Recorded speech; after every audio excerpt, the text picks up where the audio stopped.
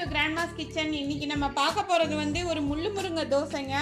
இந்த முள்ளு முருங்கை இலை வந்து இந்த அரச இலை ஆட்டமே இருக்கும், நல்லா பெருசு பெருசாக இருக்கும்.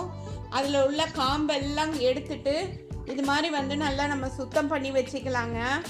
இது வந்து ஒரு கைப்பிடி அளவு பாருங்கள், இந்த அளவு இருந்ததுன்னா அதுக்கு வந்து 250 ml ஒரு டம்ளர், ஒரு 250 ml அளவு புழுங்கல் அரிசிங்க, நம்ம இட்லிக்கு போடுற புழுங்கல் அரிசி.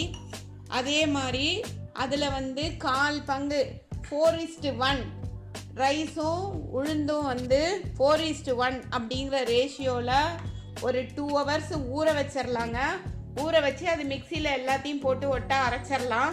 நல்லா மிக்சியில் போட்டு நல்லா அரைச்சிக்கணுங்க.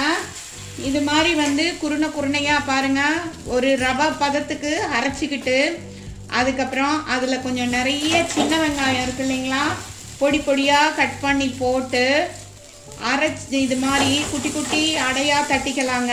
தட்டிட்டு இதில் வந்து நல்லா நெல்லெண்ணெய் இருக்கு இல்லைங்களா, நல்லெண்ணெயை ஊற்றி 2 பக்கமும் ரோஸ்ட் ஆகிற மாதிரி இது நல்லா ஃப்ரை பண்ணி சாப்பிட்டோம்னா நம்ம கபம் சளி எல்லாத்துக்கும் இது ரொம்ப ரொம்ப ரொம்ப ரொம்ப நல்லதுங்க. இது மாதிரி வந்து குட்டி குட்டியாக அடையாக நம்ம தட்டிடலாம்.